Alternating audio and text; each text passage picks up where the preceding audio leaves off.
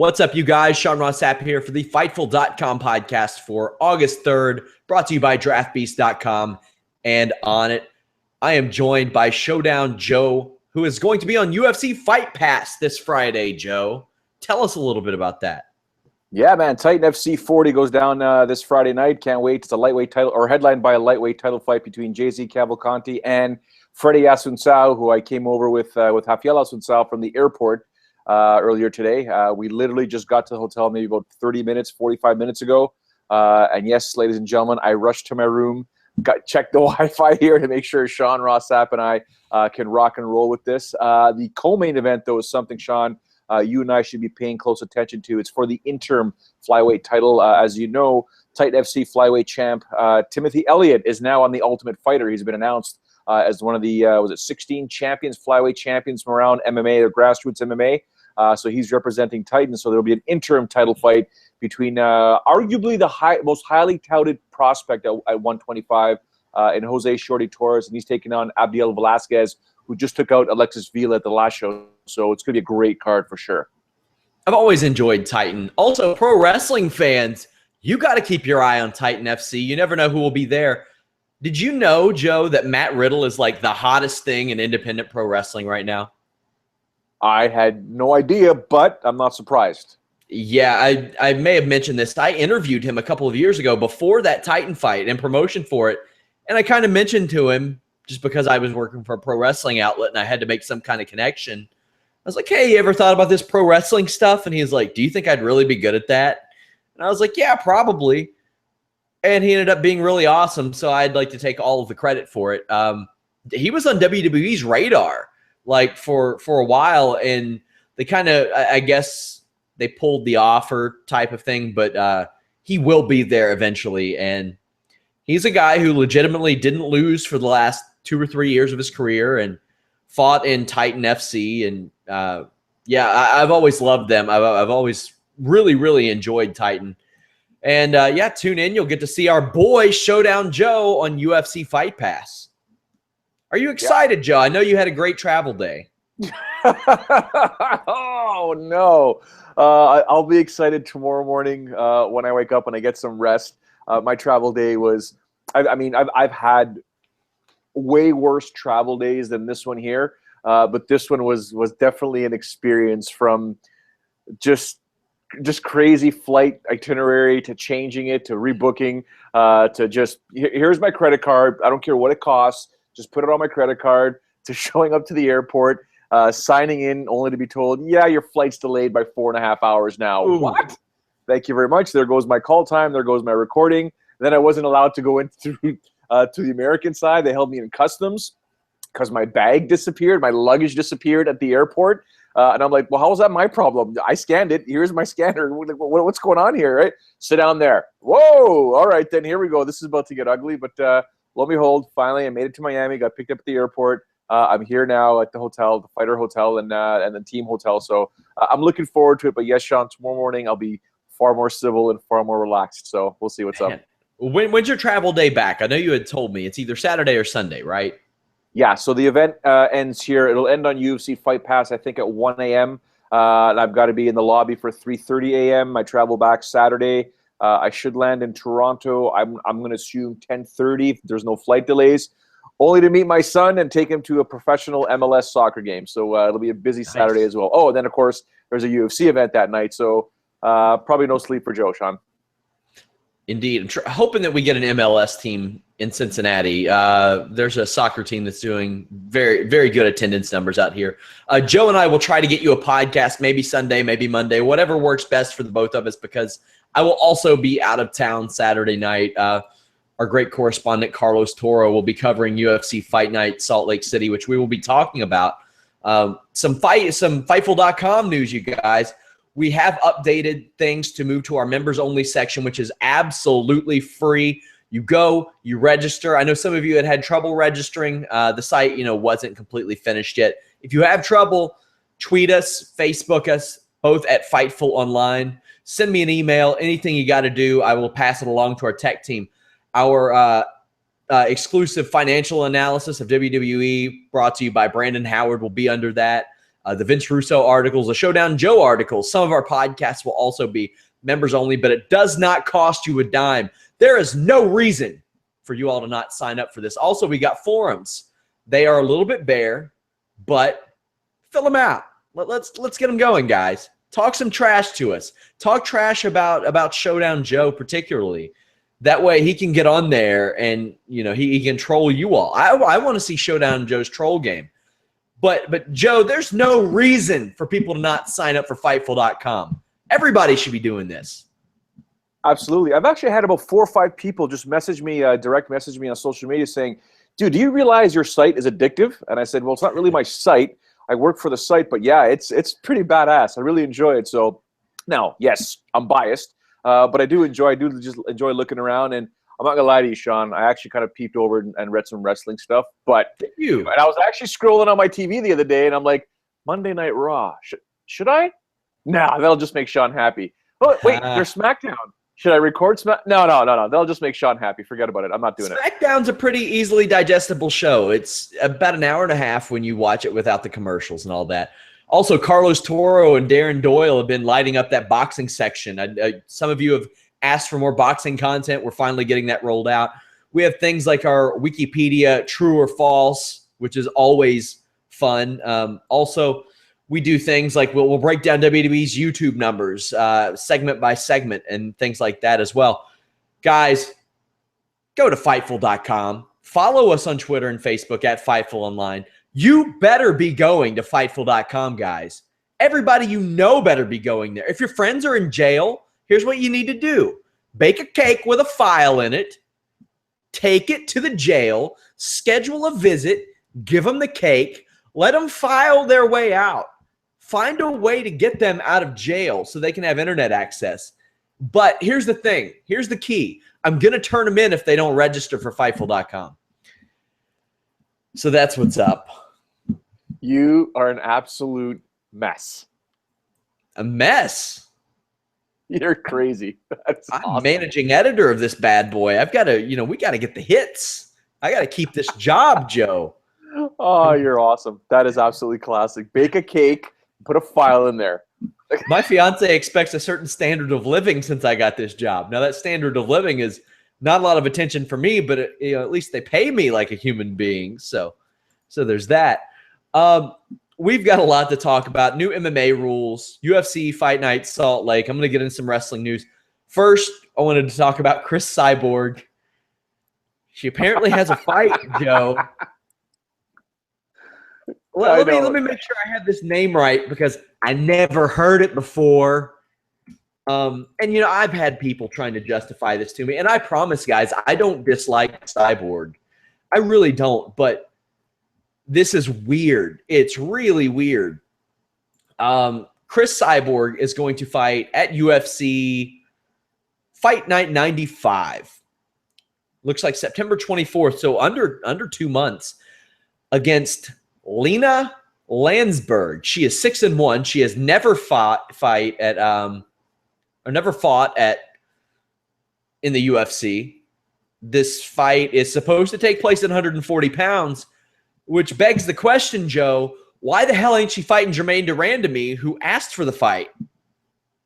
I'm honestly just, and we can go back, 1 or 2 shows ago with your rant about Cyborg Santos and this whole, Geraldine Randamine situation and other people that have called her out and this Landsberg lady gets called up and she's fighting now Cyborg in Brazil. I don't know. Do you think it's just another one of the tests? It's more or less, who cares? The UFC doesn't care who she's fighting.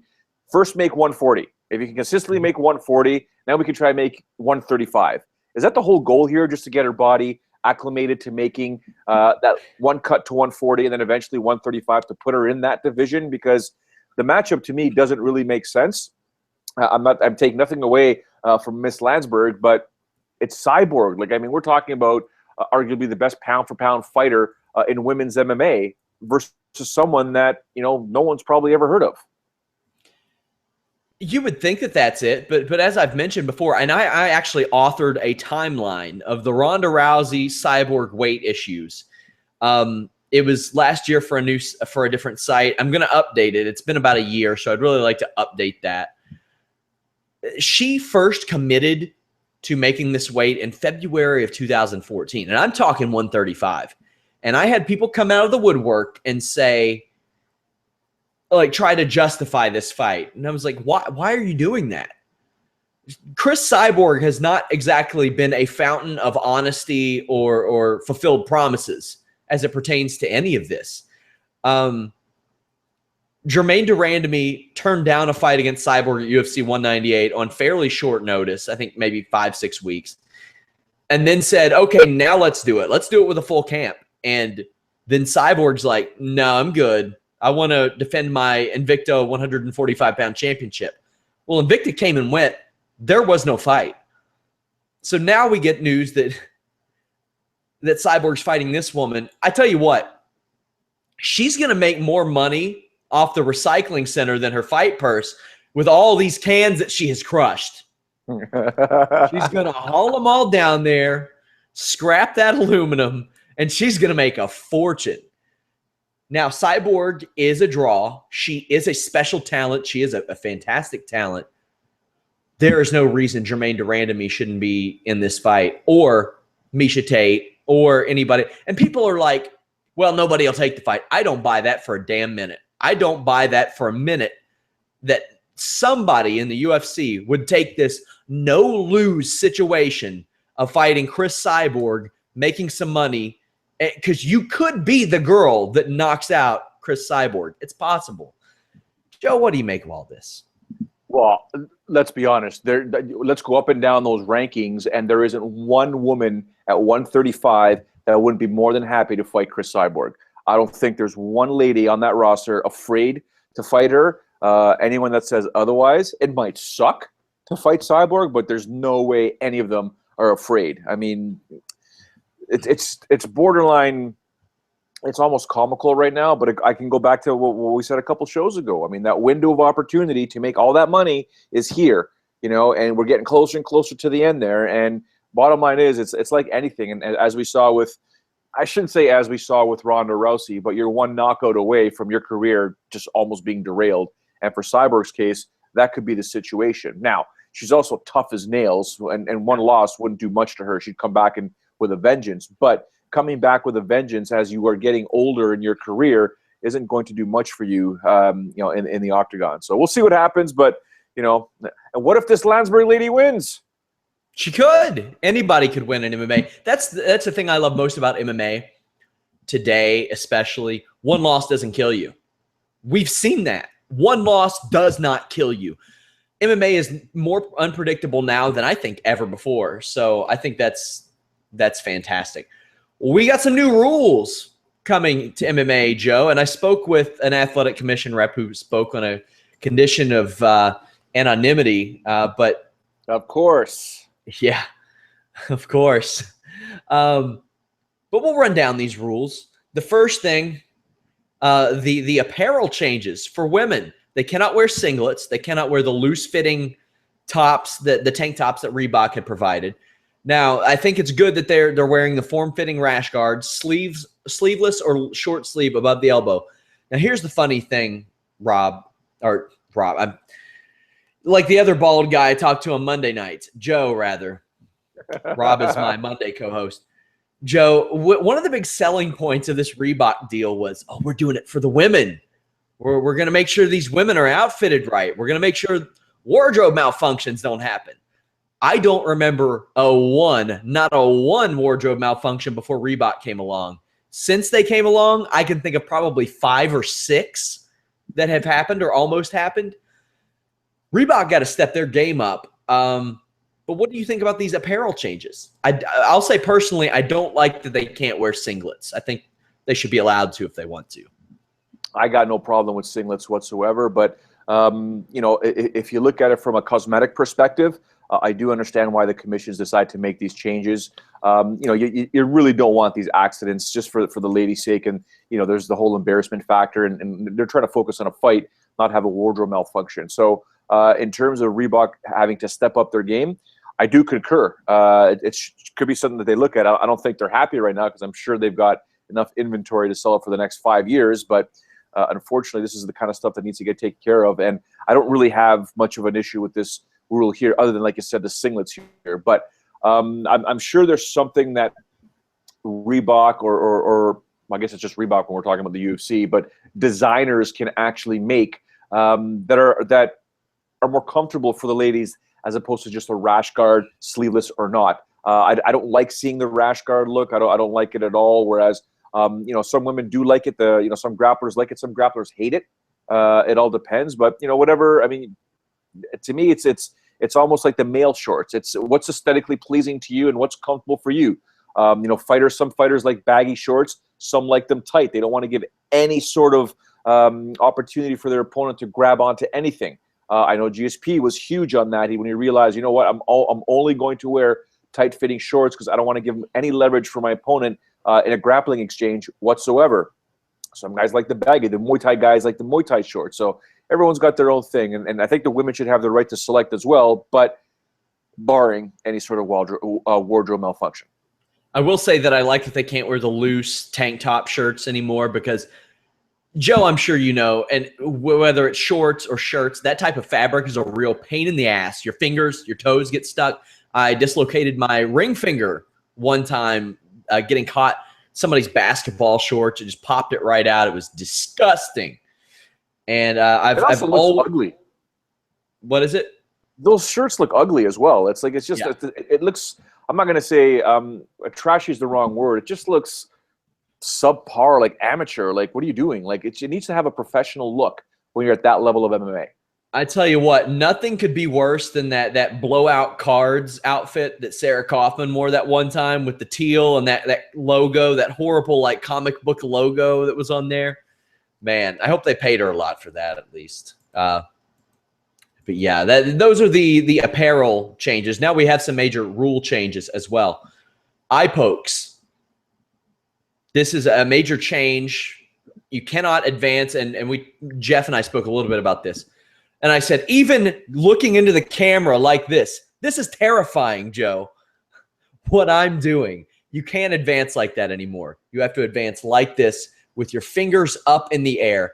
The referees rather, will clarify to the fighters beforehand, hey, this is a foul if you do this. This is a tool gone from John Jones's arsenal now. But it looks like you might have 2 years to work on that, Joe.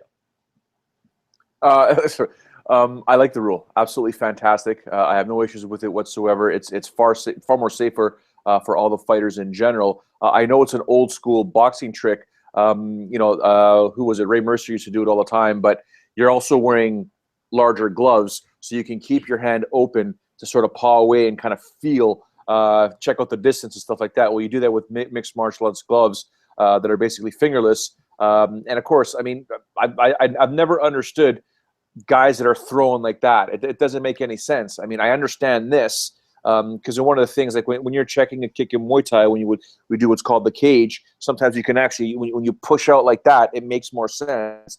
Doing it like this is just completely wrong. I've never understood why some guys do that. But now that the rule is there, hopefully it will curb things and it could change a fight very, very quickly. Imagine a championship fight in the first round, someone gets a point deducted for doing it 2 or 3 times. I mean, that would have huge ramifications in any fight. So I think we're going to see a lot of lessons learned in a lot of mixed martial arts moving forward for those commissions that will adopt these rules by the ABC, because everything the ABC does doesn't necessarily mean that all the commissions are going to accept it. Hopefully they do, but you never know what's going to happen. Yeah, they do not have to adopt these changes. Several of them will go into effect, I think, January 1st. But, I mean, the eye poke thing, I think, good. That's a major step in the right direction. You have a guy like Anthony Rumble Johnson who, by all accounts, he could be 23-3 right now if it weren't for eye pokes, because he wouldn't have lost to Kevin Burns the first time. Who knows what would have happened in that fight with Koscheck where Koscheck faked being poked in the eye, and then he poked Rumble Johnson in the eye.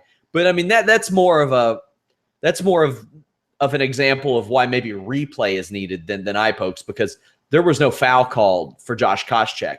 It was just missed altogether. I think it was missed altogether. But either way, I think that's great. Eye poke's got to go. There's no reason to advance in that way. It's dangerous. Another big one changes the definition of a downed opponent. It used to be, say somebody has you in a front face lock and they want to throw knees, you could put a hand down and stop that. And that was kind of gaming the system, Joe. And I had somebody try to tell me that this isn't a big change, and I disagree wholeheartedly. Now you have to have both hands on the ground in order for this to be in effect. This would leave your neck open for a choke, leaves you more open for a takedown. What do you think about this change? I think it's another giant leap in the right direction. I think it's fantastic in terms of now we're going to see a bit more action and less of stalling situations where guys are buying time by putting their hand, or girls, or by putting their hand down on the mat and just waiting because you can't strike and now you've got to change position. Well, guess what? If you do that now, you're eating knees and it ain't going to stop. So I actually like it because you're able to continue the action. Again, this is a sport that we're talking about that's not ping pong. There is violence. Okay, there are people that are getting hit, and you know, like it or not, they get hit in the head. And there's going to be times when it just kind of looks bad, it looks brutal. It is what it is with this sport here. But I do like it. I'm glad they didn't talk about soccer kicks, or they didn't want to enforce soccer kicks, because that kind of stuff there drives me nuts. There are a few other things. I mean, I don't know what the status was with the whole elbow situation. That drove me nuts. But you know, what do you think about soccer kicks to the? What do you think about soccer kicks to the body? I mean, they're legal under unified MMA rules, aren't they? Just to the body, I don't mind. Body, I don't mind. Legs, I don't mind. Hip, I don't mind. Anything to the face to someone that's down like that, because that could just be brutal. Man, just think of Mauricio Hua back in the day. I mean, that was absolutely crazy. And if you can stuff a takedown, if you want knees or soccer kicks to the head of a downed opponent, virtually all you got to do is stuff a takedown and hold them down there. And shit got nasty in Pride. It got scary in Pride. And now that we know what we know about concussions, ain't no way that's happening. No way. No. Now, the only reason that I worry about this rule is for amateurs. Those of which who have insurance for, like, I think maybe 24 hours from the point of the fight. And, you know, they might not know that they have a concussion for several days. And then they're shit out of luck. They are out in the cold. They are basically buried, and they don't know because this new knee rule. I wish it were enforced differently for amateurs, but that's really on a state-by-state basis. You have some people like Kentucky. Kentucky does great things. They don't allow elbows in amateur because people get cut with elbows, and these guys are not getting paid. They are going to school Monday, or they're going back to their jobs Monday, and they might not have time to schedule an appointment, a doctor's appointment, things of that nature. There are things like that. But then there are states like Ohio that take it way overboard, and it's basically just kickboxing with wrestling. Like there are a lot of athletic commissions, you know, sometimes overstep their boundaries, or some of them can be very great. What I want to ask you, Joe, what other changes do you think are next? These are a few of the biggest ones that have been talked about for several years. What are your feelings on headbutts, whether to the body? It's not to the head. That's never going to happen.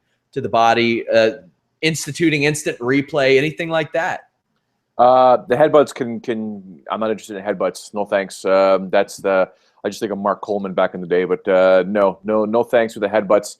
The 12-6 elbow situation has got to just be rectified. I mean, that's the stupidest thing I've ever heard in my life. All because one of the commissioners back in the day watched like an ESPN2 special with some guy breaking, 15 things of ice with his elbow coming down. Come on, dude. Like that's just not how it works. They should ban dim mock, because it was pretty effective in those Kill Bill movies.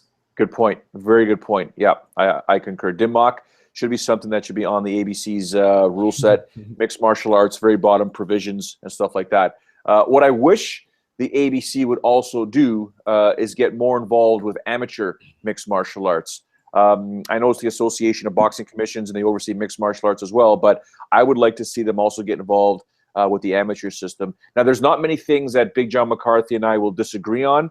but amateur mixed martial arts, we've butted heads. I can't even tell you how many times. Sean, I hate the way amateur mixed martial arts. I shouldn't say hate. That's a terrible word. I dislike how it works, how it operates. I don't know if you go back in the day, I'm sure I've got literally VHS tapes somewhere in my home of Shudo. And Shudo had, there's obviously the Shudo that we see now is A, but they had Shudo A, B, and C. And the way they used to do Shudo is you would start off on an amateur level, and level 1 basically was fighters wearing heavier gloves, headgear, and shin guards with insteps. Okay? Shin guards with insteps, not just covering your shins, but covering the instep of your foot. And then we had done something up in Ontario where we had proposed it to the government how we want to do amateur mixed martial arts, followed by the Shudo model, where you have to have at least 5 amateur mixed martial arts bouts before you can go from beginner to intermediate to advanced. By the time you are done advanced, you would have 15 quote unquote amateur fights. As you move up from beginner, intermediate to advanced, you then start removing the equipment, and then you start tweaking some of the rules. But there was never elbows ever in amateur mixed martial arts. That's something you do at the pro level, but it never went through, and I could never understand. I remember going to a UFC Fan Expo about 2 years ago and watching the amateur MMA stuff in the octagon there, and I was just kind of like, oh my, how is that amateur? That's just basically promoters not getting or not having to pay athletes. That's all it really is. These guys are destroying each other in there, and that's not amateur MMA. That's full-fledged MMA, calling it amateur MMA because you don't have to pay them, and I think that sucks.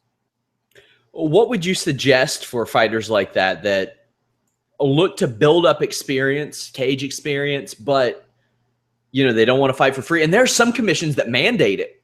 There are some commissions where you have to have a certain number of fights as an amateur and a certain number of fights within like the past year even before they'll even conditionally grant you a professional license. I agree with it 100%. I absolutely love it. I think before you step into a professional mixed martial arts cage, you have to have some sort of amateur background. You have to show that you can actually fight.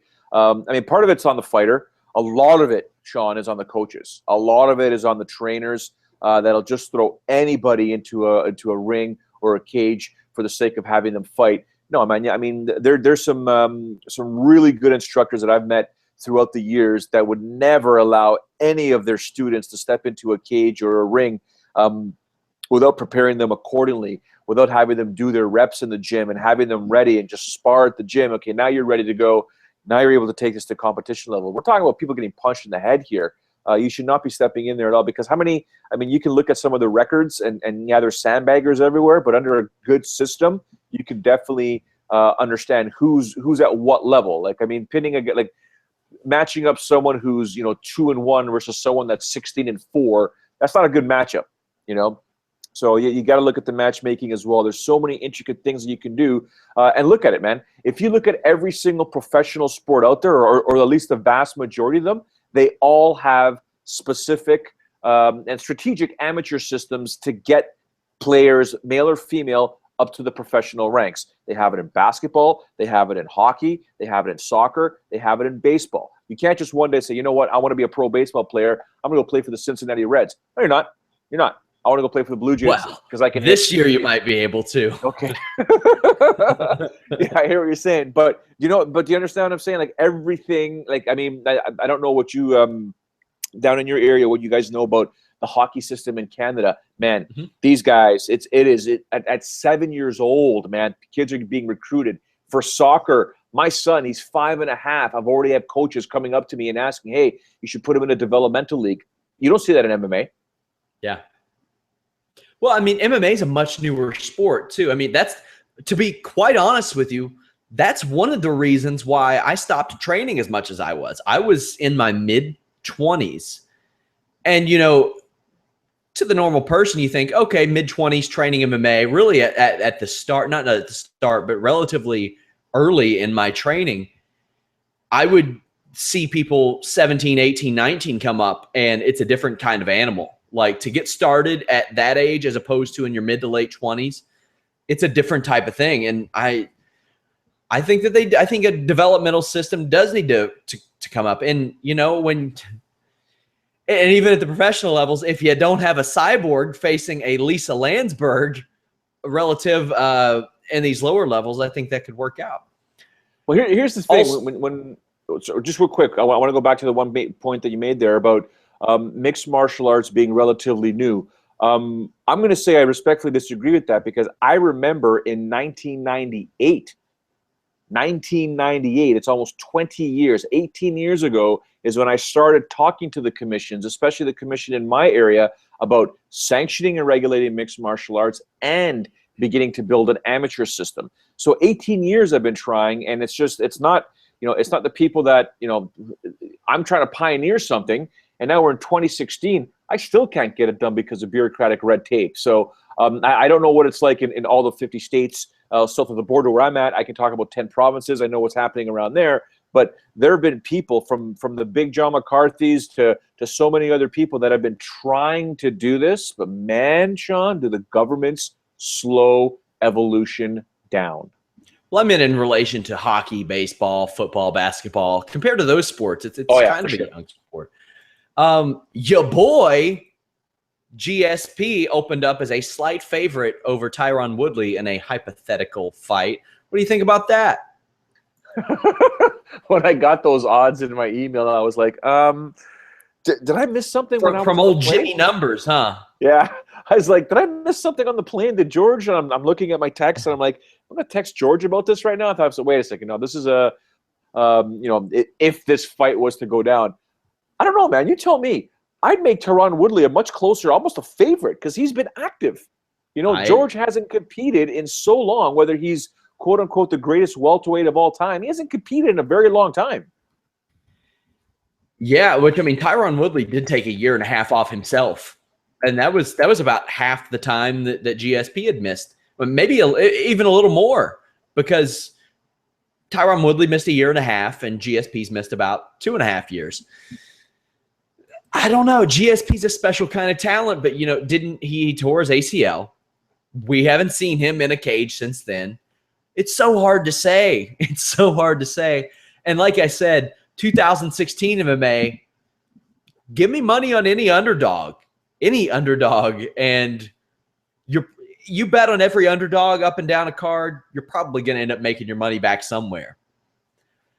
But I mean, this line is so close anyway. Let me check this out. GSP opened at a plus or a minus 150. Woodley at a plus 120. They take bets on pro wrestling, Joe. I don't understand that. Yeah. Oh boy, if you saw the lines, you would, because like an hour before, when the smart money comes in, and the people in the know, it's like the lines are like sometimes plus 8,000 and minus 10,000. So it's virtually impossible to make money off of that type of thing. Also, Marlon Moraes, I can't pronounce his name. Free agent now. World Series of Fighting champion. Once Dominic Cruz. He's not getting Dominic Cruz, but could get a UFC contract, Joe. Or Bellator could come knocking. That's a very good point. Money's there, man. Bellator has money. Although obviously, if you're Marlon, you chances are you do want to go to the UFC. You're at the tail end of your career. You definitely want to make sure that you finally say you've made it to the big show. If all signs are going to be pointing to him going there, but Bellator wants him, they'll get him. I don't see. Look at it this way, Sean. If you're Sean Coker or you're Dana White, what's the real bidding war on Marlon? Yeah, that's what I was going to say. He's not a big name. He's not. Also, I want to talk, what the hell does Mark Hunt want besides money? So this guy, he screwed up bringing race into it, by the way, saying, bringing up white guys and all this stuff. You ain't got to do that, Mark. So these guys champion the institution of drug testing. Then when people get caught, they get so pissed, and then they get mad, in Mark Hunt's case, when people show up to drug test them. What? Now I get it. He wanted money. But Mark Hunt was livid. And before the fight, he said that he knew that Lesnar, he shot himself in the foot. He said that he knew that Lesnar was juiced up and said, I don't care. He can take what he wants. I'm still going to beat him. Well, Lesnar took what he wanted, and Mark Hunt did not beat him. Now, here's the thing. Mark Hunt wants out of his UFC contract. I don't know what he's expecting outside the UFC, because if he doesn't want to face people on PEDs, then he's probably in the best place he could possibly be right now. Because if he gets in that Ryzen tournament, oh boy. Oh my God. They're going to be injecting steroids into their eyeballs. It's going to be crazy. Oh, man. You know what my hope is, what my hope was, and it's not going to happen. I wish Chad Mendez would ask for his release. UFC would give it to him, and he wrecks like all those 265-pounders, taking whatever psoriasis cream that he's got. That's what I want to see. I read that, and I was like, what? Psoriasis cream? Well, there are steroids, and I mean, it's almost, I don't know about you, but it's almost a well-known fact when you're prescribed some stuff for psoriasis, and I've got friends, a couple female friends, and a couple, I think I actually have a cousin who had issues with psoriasis, and this cream they got was steroid. So I'm kind of, well, Chad, what are you doing? Well, somebody sent me a picture of him in the Conor McGregor fight, and his psoriasis is like very clearly there on his leg. So I don't know. I mean, still, you can't take that stuff. You can't do it. We also have UFC. You know what? Hopefully the fighters. Sorry, Sean. Hopefully the fighters learn from Chad Mendez, and they understand that doesn't matter what your doctor prescribes to you. Double check. You are a professional athlete. You are on the same lines as a baseball player, a hockey player, a football player. You are a professional athlete. Your doctor could probably give a rat's ass that there are certain drugs under USADA or the World Anti-Doping Federation, or whatever you want to call them, that he's going to prescribe to you that's going to cure this, yet you're in a training camp, and now you just lost 2 years of your career. Double check the stuff. Whatever your doctor gives you or anything you buy over the counter, just double check it, man. You're a professional athlete. Or just take Onnit, because nobody's failed a drug test for Onnit, especially Alpha Brain, which keeps me going.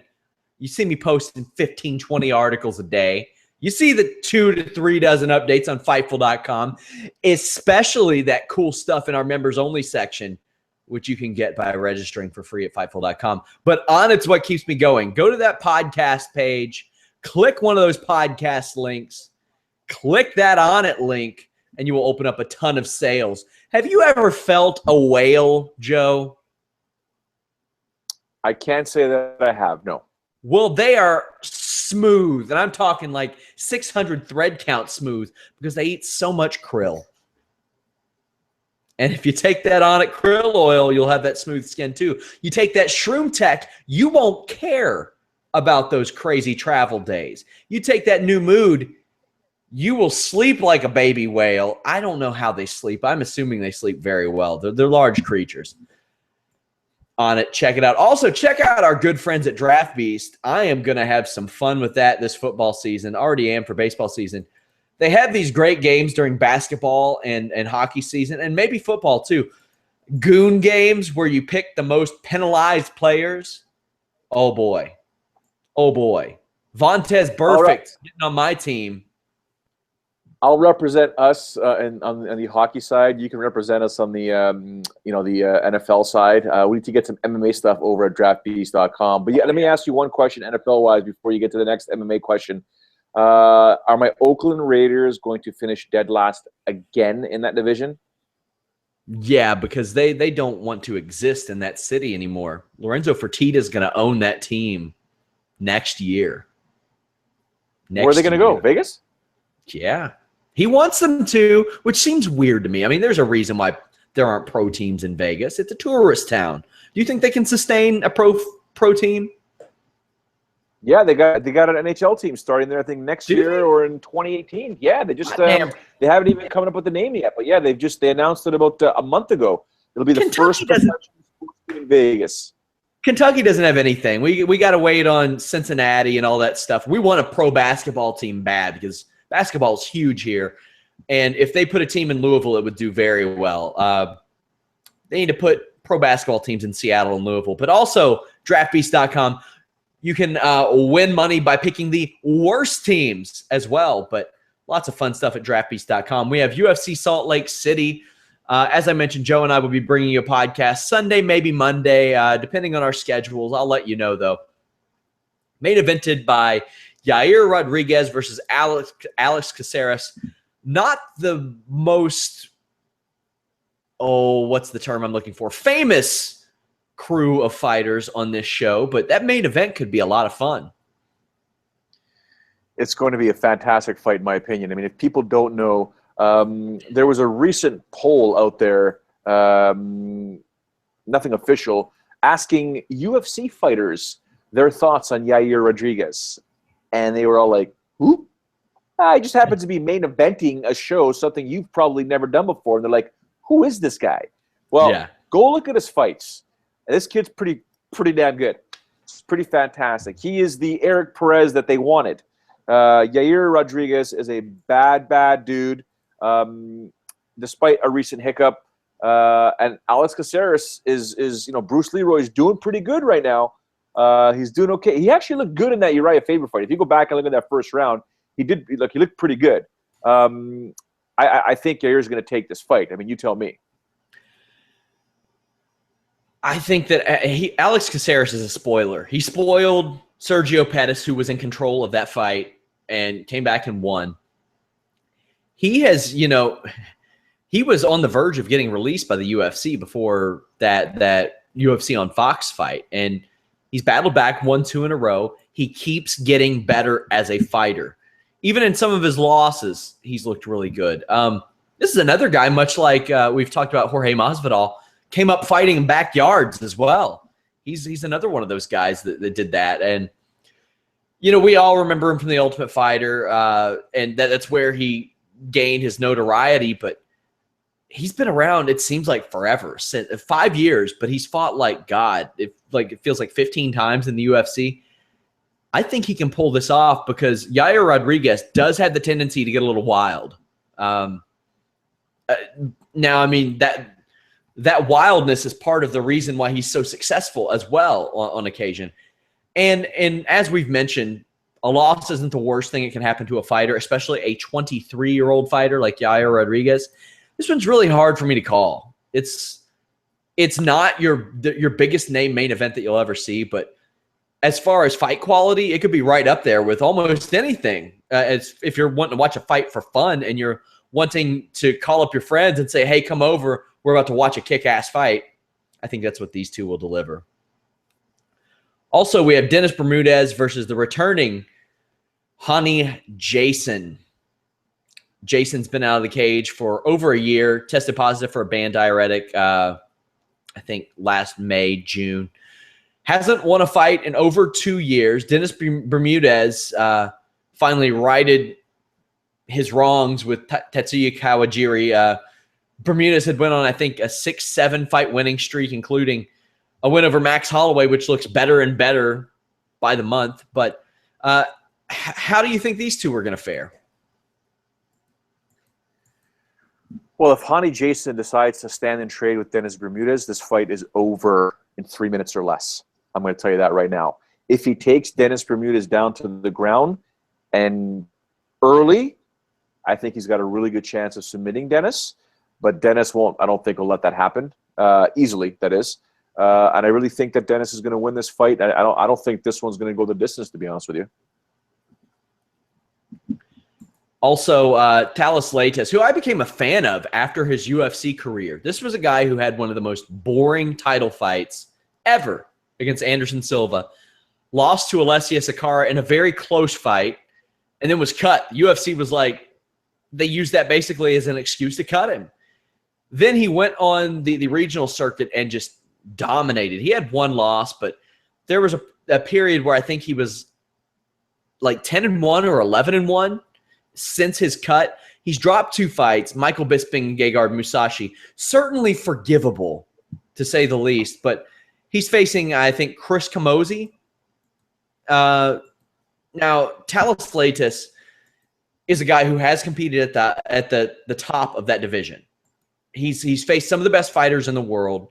Camozzi's fought a couple of those guys in like Jacare, Lorenz Larkin when he was doing really good. But Camozzi's on a hot streak. 4 of his last 5, won 3 in a row. Who are you looking for to take this one? Sort of the same thing I said about Honey Jason.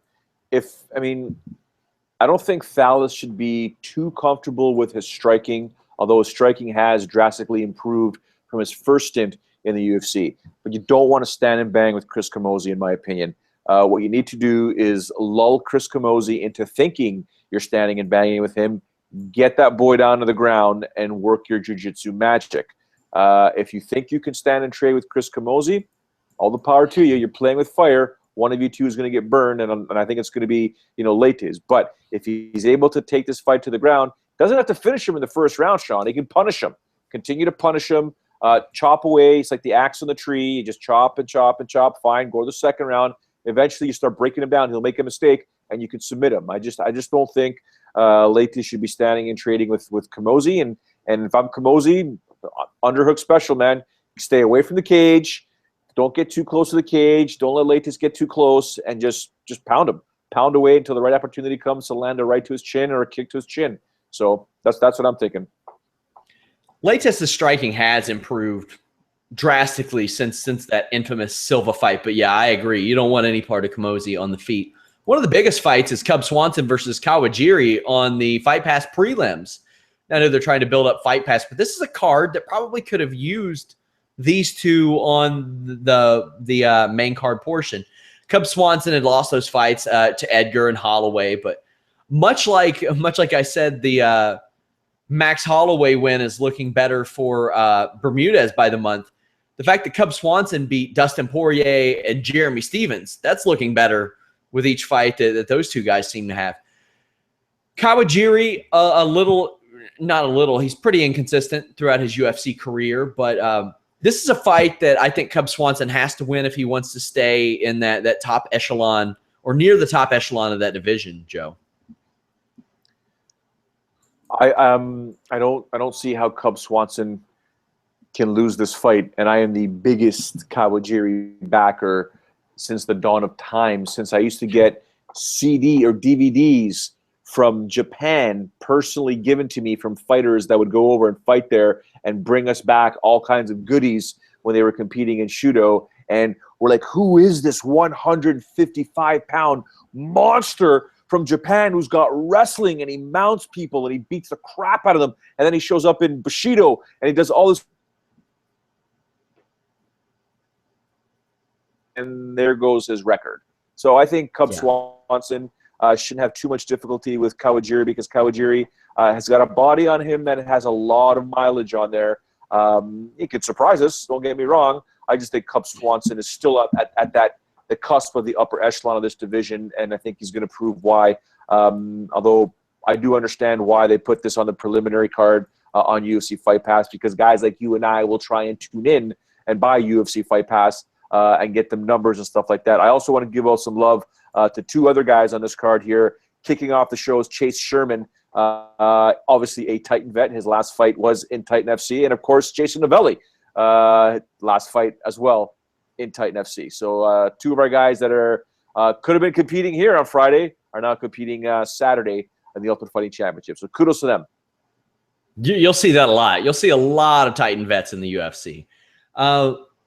Santiago Ponzinibbio versus Zach Cummings, underrated welterweight fight. I think both men won 4 of their last 5 in the UFC. So that's also a fight to look out for, guys. Joe, anything you want to tell these wonderful people before you go? Obviously, they can see you on UFC Fight Pass and also here at Fightful.com. No, as always, thank you very much for tuning in. Thanks for putting up with Sean and myself. And probably you may want to put some pressure on Sean to see if he's willing to have some sort of Q&A with some of the fans whenever they tune in to our Google Hangouts, and then we can see if we can answer some of your questions as zany as they are. I know he is trying to promote the fact that we need to get some love on these forums. If you guys and gals choose to rip me, doesn't matter. I don't care. I won't even read it. But rest assured, Sean will inform me on every single podcast, probably the best insult of my bald head, my thick eyebrows. All you Americans say I have a Canadian accent. All you Canadians say I have an Italian accent. I've heard it all. Bring it. I don't care. As long as I'm here, you guys are tuned in. We're having fun. We're watching fights. We're enjoying it. That's all that matters to me. That's what we'll do. I'll start a Q&A thread on our forum and just leave it open for questions. But Joe, I'm going to bid you adieu, talk a little bit of wrestling very quickly before I go. Thank you, sir. Always a pleasure. Best of luck Friday. So, wrestling news, SmackDown viewership slightly down this week. Not a good sign for the post-draft era, but it wasn't down a whole lot. But the fact that you were down with Brock Lesnar on the show and American Alpha debuting, even though they're not big names, as we saw by their reaction, still you gotta hope that trends upward. I do think that this fall, SmackDown may get to the point to where it outdraws Raw. People are still kind of getting used to the fact there's a brand split, especially casual fans. So I don't think that's a death knell or anything of that nature. Rhino wins a primary race while goring Heath Slater. Yeah. Rhino, who just recently returned to the WWE, emerged victorious last night in the Republican primary for Michigan's 15 House district seat. He will face a Democratic candidate this November. If he wins, he will get a position that gives you about $71,500. That's a cool one. Rumors that Paige is injured. Her mom is saying that she's injured. Not always the best source for Paige news is her mom, so take that for what you will. She was pulled off the live events from Australia. WWE filed a trademark application for King of the Ring, which led many to believe that it will be used for a pay-per-view next year. People in attendance at SmackDown last night said Bray Wyatt may have injured his ankle. He was favoring it last night. Referee held up the dreaded X. Also, people said that Kalisto had to be helped to the back. I've been told, and I haven't been able to verify this, but that Luke Harper will be on the SmackDown brand when he returns. Like I said, I haven't verified. I like to verify it with at least 2 sources before I report it. 3 if it's pro wrestling, because in pro wrestling, you're in a business full of workers and everybody is trying to work you. Judge refuses to drop charges against Jimmy Snuka in the involuntary manslaughter case of Nancy Argentino.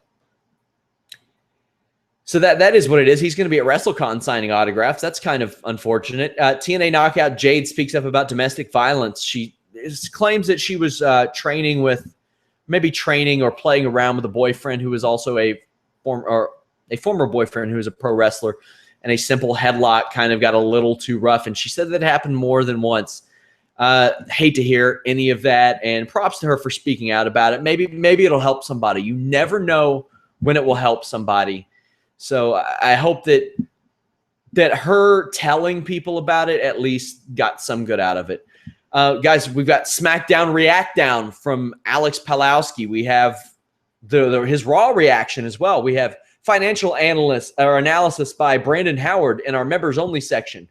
Raw review from Vince Russo in our members only section. These podcasts, Showdown Joe, Vince Russo, will be in our members only section. Go there. Join in on those forums. Let's make those forums go crazy, not like inappropriate crazy, but you know what it is. Also, we have discuss forums, whatever they're called. Lots of love in that Monday Night Raw viewing party. Hopefully that will be the case in the UFC Fight Night viewing party with Carlos Toro on Saturday. Also, anything else you guys want, let me know. Send it in. We want to make this site for you guys. It's been very successful so far. Traffic in the 6 digits already monthly. So very, very positive stuff. If you're into boxing, we're getting more content in that boxing section. We're going to do boxing viewing parties eventually. Lots of stuff coming.